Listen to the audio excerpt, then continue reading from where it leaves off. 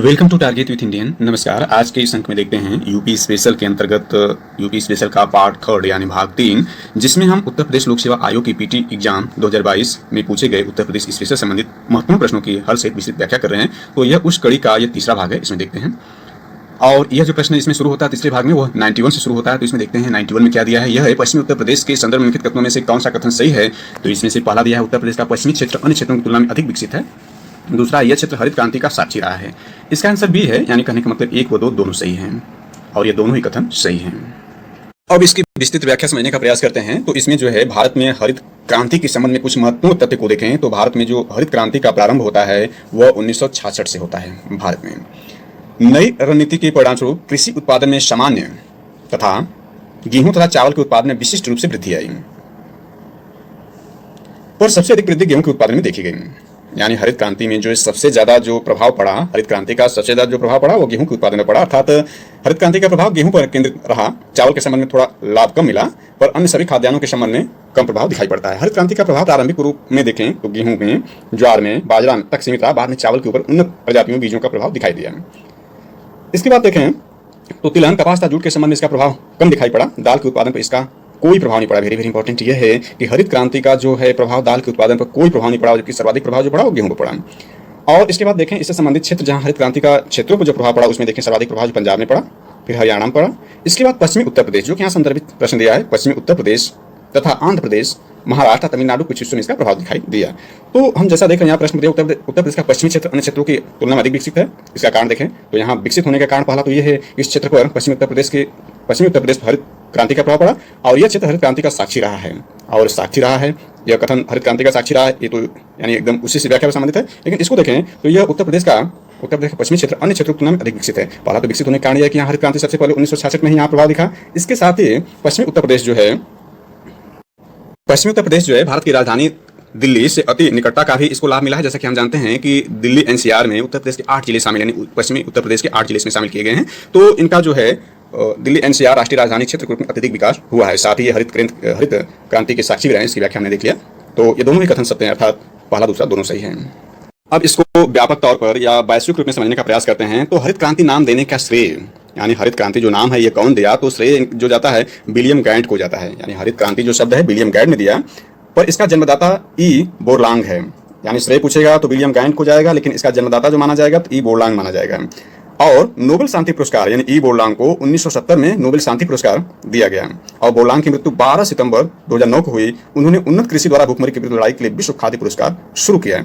यानी विश्व खाद्य पुरस्कार कौन शुरू किया, तो यह ई बोरलांग है। ई बोरलांग को 1970 में नोबेल शांति पुरस्कार दिया गया। इसमें इंपॉर्टेंट है, कई बार पूछ देता है कि जो है ई बोरलांग को कौन सा पुरस्कार दिया गया, तो इसमें कृषि संबंधित जोड़ देता है। तो ये लोग भ्रमित हो जाते हैं क्योंकि ये हरित क्रांति के जनक के रूप में जाने जाते हैं। तो ये कृषि संबंधित इनको पुरस्कार नहीं मिला है, बल्कि इनको नोबेल शांति पुरस्कार 1970 के मिला है। वेरी इंपॉर्टेंट, कई बार क्वेश्चन पूछा गया है। हम जानते हैं कि नोबेल पुरस्कार की जो शुरुआत है वो 1901 ईस्वी में की गई और यह प्रारंभ में 5 क्षेत्रों में दिया जाता था। 5 क्षेत्रों में दिया जाता था। यथा उसको देखें तो यह जो है शांति, साहित्य, चिकित्सा, भौतिकी और रसायन के नोबेल पुरस्कार के रूप में इसकी शुरुआत जो है 1901 में की गई। और छठवां जो नोबेल पुरस्कार के रूप में जिसमें शामिल किया गया वो 1969 में शामिल किया गया और वह था अर्थशास्त्र का नोबेल पुरस्कार या इकोनॉमिक्स का नोबेल पुरस्कार, या 1969 में इसको शामिल किया गया। जैसा हम जानते हैं कि नोबेल पुरस्कार की स्थापना जो है 1867 ईस्वी में डायनामाइट के खोजकर्ता अल्फ्रेड नोबेल द्वारा की गई थी। देखने का प्रयास करें कि गेहूं की जिस प्रजाति की वजह से भारत में हरित क्रांति आई है उसका नाम, यानी गेहूं की प्रसिद्ध प्रजाति लरमा रोजो तथा सोनारा 64 विकसित किया, जिसके कारण ही भारत में हरित क्रांति आई। यानी इंपॉर्टेंट है कि लरमा रोजो जो है गेहूं की एक प्रजाति है और सोनारा 64 भी जो है गेहूं की प्रजाति, इसके कारण भारत में हरित क्रांति आई। भारतीय कृषि वैज्ञानिकों ने सोनारा 64 से शबरबती सोनारा था लरमा रोजो 64A से पूसा लरमा विकसित किया। गेहूं की प्रजातियों को विकसित करने में सिमैट तथा बोरला का नाम है। उसी प्रकार धान की प्रजातियों को विकसित करने में इंटरनेशनल राइस रिसर्च इंस्टीट्यूट यानी ईरी, इंपॉर्टेंट है कि ईरी का जो मुख्यालय है वो मनीला में है, यानी फिलीपींस की मनीला में है। International rice research institute eerie जो है IRRI मनीला में, तथा उससे संबंध गुरुदेव खुश का नाम आता है। उन्होंने भारत की IR36, IR64, IR72 किस्में विकसित की। भारत में नई कृषि रणनीति 1966 में खरीफ फसल से शुरू हुई। और इंपॉर्टेंट इसमें देखें तो हरित क्रांति की शुरुआत भारत में 1966 में खरीफ फसल से हुई थी। खरीफ फसल का मतलब ये हुआ, इसका अर्थ ये हुआ कि यह प्रयोग चावल था मक्का पर सबसे पहले हुआ था, गेहूं पर बाद में हुआ। लेकिन सर्वाधिक देखें तो हरित क्रांति का प्रभाव गेहूं पर हुआ है, लेकिन सबसे पहले प्रयोग जो चावल और मक्का पर हुआ था। HYVP मुख्य रूप से 5 फसलों गेहूं, धान, ज्वार, बाजरा तथा मक्का तक सीमित था, पर अधिक प्रभाव गेहूं के संबंध में देखा गया। और इसमें देखें तो भारत में हरित क्रांति उन्नत बीज उर्वरक तथा सिंचाई के संयोग का परिणाम थी, इसलिए इसे उन्नत बीज यानी इसे उन्नत बीज उर्वरक तथा सिंचाई क्रांति कहना गलत नहीं होगा। यानी इसमें केवल जो बीज की वजह से ही क्रांति हरित क्रांति नहीं आई, बल्कि उन्नत बीज के साथ साथ उर्वरक तथा सिंचाई के संयोग का परिणाम था यह। तो इसको जो है उन्नत बीज उर्वरक तथा सिंचाई क्रांति कहना भी गलत नहीं होगा हरित क्रांति को। जैसा कि हम जानते हैं कि विश्व में जो हरित क्रांति के जो जनक हैं वह उनके संदर्भ में हमने देख लिया कि वह बोरलॉन्ग हैं, और जबकि भारत में जो है हरित क्रांति के जनक जो हैं वो MS स्वामीनाथन हैं।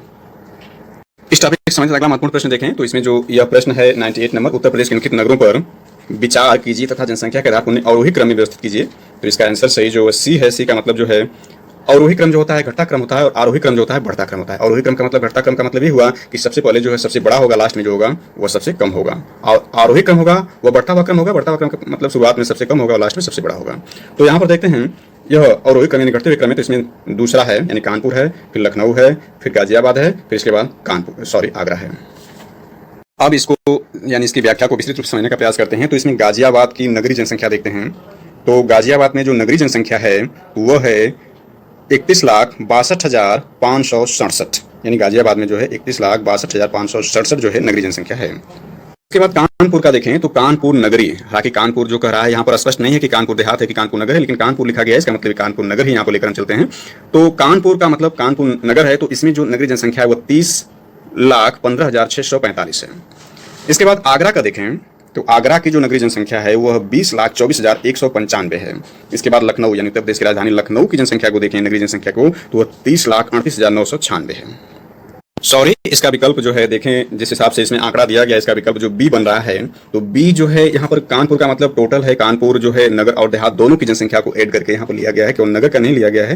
तो इसमें जो कानपुर नगर और कानपुर देहात दोनों में देखें तो कानपुर नगर में जो है नगरीय जनसंख्या 30,15,645 है, और जबकि कानपुर देहात में जो है नगरीय जनसंख्या जो 1,73,423 है, दोनों को जोड़ दें तो वह नगरीय जनसंख्या हो जा रही 31,89,068 हो रही है। यानी पहले स्थान पर यह होगा यानी दूसरा, फिर इसके बाद पहला होगा गाजियाबाद का जो कि 61,62,547 है। इसके बाद चौथा लखनऊ है, 30 लाख नगर और कानपुर देहात दोनों की नगरीय जनसंख्या को जोड़ कर दिया गया है। तो कानपुर नगर की जनसंख्या देखें तो 30,15,645 है, और कानपुर देहात की जो नगरीय जनसंख्या 1,73,423 है, इन दोनों को जोड़ दिया जाए तो कानपुर की जो जनसंख्या संयुक्त रूप से हो जाएगी वो 31,89,068 हो जाएगी, और ये पहले स्थान पर यानी दूसरा जो है पहले पोजीशन पर है, यानी सबसे ज्यादा जो है दूसरे का है क्योंकि घटते हुए क्रम में लिखना है। इसके बाद पहला गाजियाबाद होगा 31,62,547 होगा। इसके बाद चौथे स्थान पर उत्तर प्रदेश की राजधानी लखनऊ होगी 30,38,996, और तीसरा स्थान जो इसमें होगा, चौथा जो आखिरी स्थान पर होगा वो आगरा होगा। था सबसे कम दिए गए विकल्प में 20,24,195 जो नगरीय आबादी हो आगरा की है। जैसा कि हम जानते हैं कि उत्तर प्रदेश की जो जनसंख्या है वह सेंसस 2011 की जनगणना के अनुसार जो उत्तर प्रदेश की जनसंख्या थी वह 19,98,12,341 थी।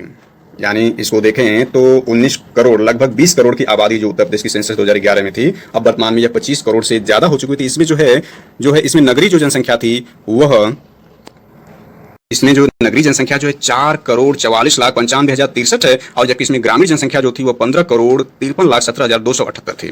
और प्रतिशत के रूप में देखें तो प्रतिशत के रूप में जो नगरीय जनसंख्या उत्तर प्रदेश में वो 22.3% है, और ग्रामीण जनसंख्या जो 77.70% है। वेरी इंपॉर्टेंट है, क्या पूछा जाता है।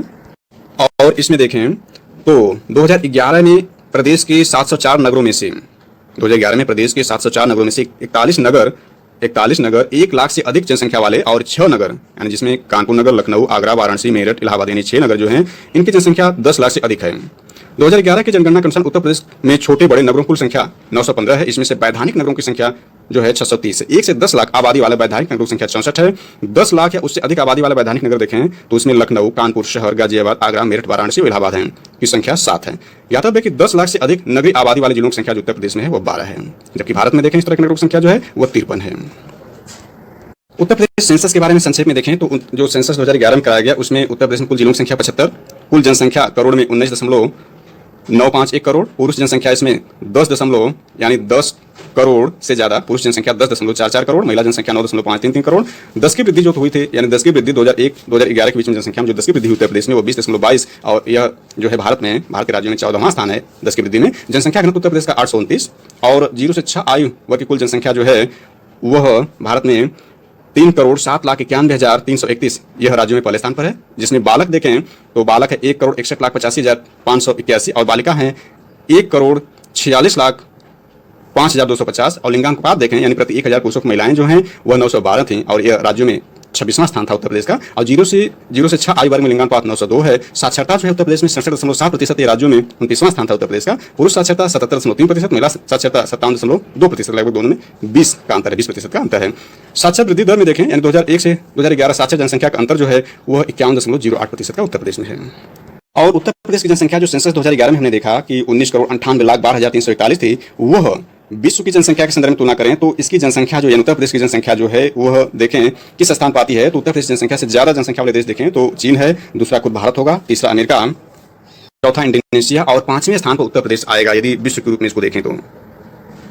और भारत की कुल आबादी में उत्तर प्रदेश कुल आबादी में से, यानी भारत की कुल आबादी में से 16.50% उत्तर प्रदेश में जनसंख्या रहती है। लेकिन क्षेत्रफल का प्रतिशत देश के कुल क्षेत्रफल का 7.33% है। यानी उत्तर प्रदेश जो क्षेत्रफल में भारत का चौथा सबसे बड़ा राज्य है। यानी उत्तर प्रदेश से बड़े राज्य देखें तो राजस्थान पहले स्थान पर, दूसरे स्थान मध्य प्रदेश, तीसरे स्थान महाराष्ट्र और चौथे स्थान पर उत्तर प्रदेश है। और देश की कुल जनसंख्या में देखें तो उत्तर प्रदेश की जनसंख्या का हिस्सा 6वां है। यानी उत्तर प्रदेश में, यानी भारत में जो है हर 6वां व्यक्ति देखें तो उत्तर प्रदेश से संबंधित है। यानी हर 6वां व्यक्ति भारत में उत्तर प्रदेश से संबंधित है। और इसमें देखें तो महाराष्ट्र के बाद दूसरे स्थान पर, यानी इसमें जो देश की कुल शहरी जनसंख्या में देखें तो उत्तर प्रदेश दूसरे स्थान पर, यानी शहरी जनसंख्या में पहले स्थान पर महाराष्ट्र है। महाराष्ट्र में जो महाराष्ट्र के बाद दूसरे स्थान पर है, जबकि ग्रामीण जनसंख्या में देखें तो उत्तर प्रदेश का स्थान प्रथम है। यानी ग्रामीण जनसंख्या में उत्तर प्रदेश पहले स्थान पर है, जबकि शहरी जनसंख्या के रूप में देखें तो महाराष्ट्र के बाद दूसरे स्थान पर है। और उत्तर प्रदेश में सर्वाधिक नगरीय जनसंख्या देखें सेंसस 2011 में तो पहले स्थान पर जो नगरीय जनसंख्या है वो गाजियाबाद ही है। यानी गाजियाबाद में सर्वाधिक नगरीय जनसंख्या है। और इसके बाद दूसरे स्थान पर लखनऊ है जहां सर्वाधिक नगरीय जनसंख्या है। इसके बाद तीसरे स्थान पर कानपुर नगर है। कानपुर नगर यहाँ दिया हुआ है, यानी पहले स्थान पर गाजियाबाद है, यानी फर्स्ट है। दूसरे स्थान पर जो है लखनऊ है, तीसरे स्थान पर कानपुर नगर है और इसके बाद चौथे स्थान पर आगरा है और 5वें स्थान पर मेरठ। यानी इसी संदर्भ में देखें जो विकल्प दिया गया, इसी में जो है उत्तर प्रदेश से सर्वाधिक नगरीय जनसंख्या देखें तो पहले स्थान पर जो है गाजियाबाद है, दूसरे स्थान पर लखनऊ है, तीसरे स्थान पर जो है कानपुर नगर है, इसको कानपुर नगर लेते हैं, कानपुर नगर है। इसके बाद जो है आगरा है चौथे स्थान पर, 5वें स्थान पर मेरठ है। और जो है सर्वाधिक नगरीय जनसंख्या 2011 के प्रतिशत वाले 5 जिलों को देखें तो प्रतिशत में भी पहले स्थान पर जो है गाजियाबाद है जिसमें 67.55% नगरीय जनसंख्या, दूसरे स्थान पर लखनऊ है 66.2%, इसके बाद कानपुर नगर है 65.83%, इसके बाद गौतम बुद्ध नगर है 59.12%, इसके बाद मेरठ है 51.08%। इसके बाद न्यूनतम नगरीय जनसंख्या वाले 5 जिले देखें तो सबसे कम जो नगरीय जनसंख्या है वह श्रावस्ती में है, यहाँ पर मात्र 38,649 और चित्रकूट। इसके बाद दूसरे स्थान पर सबसे कम जो नगरीय जनसंख्या है वो चित्रकूट में है, यहाँ 96,332। इसके बाद तीसरे स्थान पर कौशाम्बी जो है न्यूनतम नगरीय जनसंख्या है, इसमें 1,24,456 नगरीय जनसंख्या। और इसके बाद जो है संत कबीर नगर का, फिर महाराजगंज का है। और न्यूनतम नगरीय जनसंख्या प्रतिशत रूप में देखें तो भी इसमें श्रावस्ती जो है पहले स्थान पर है। सबसे कम जो प्रतिशत रूप में श्रावस्ती पहले स्थान पर नगरीय जनसंख्या, इसमें 3.46% नगरीय जनसंख्या। इसके बाद कुशीनगर, फिर महाराजगंज, फिर सुल्तानपुर, इसके बाद जो है प्रतापगढ़ है। सर्वाधिक ग्रामीण जनसंख्या देखें तो सर्वाधिक ग्रामीण जनसंख्या जो है पहले स्थान पर इलाहाबाद है, फिर इसके बाद आजमगढ़, फिर जौनपुर, इसके बाद सीतापुर, गोरखपुर है। और न्यूनतम ग्रामीण जनसंख्या देखें वाले जिले देखें तो पहले स्थान पर जो गौतम बुद्ध नगर है, इसके बाद महोबा, फिर हमीरपुर, इसके बाद चित्रकूट, बागपत है। तो प्रदेश का क्षेत्रफल हमने देखा था कि वह जो था भारत के क्षेत्रफल का 7.33% था। तो इसका क्षेत्रफल जो है उत्तर प्रदेश का 2,40,928 वर्ग किलोमीटर है, जिसमें सर्वाधिक क्षेत्रफल वाला जिला देखें तो लखीमपुर खीरी और सबसे कम क्षेत्रफल वाला जिला देखें तो वह हापुड़ है। पहले जो था संत रविदास नगर भदोही था, लेकिन हापुड़ बन जाने से जो प्रेजेंट टाइम में उत्तर प्रदेश का सबसे छोटा जिला है वो हापुड़ है। आज जबकि जनसंख्या के रूप में सबसे बड़ा जिला देखें, यानी सबसे बड़ा जिला जो है आबादी के रूप में देखें तो इलाहाबाद या प्रयागराज है और सबसे छोटा जिला जो है आबादी के रूप में वो महोबा है।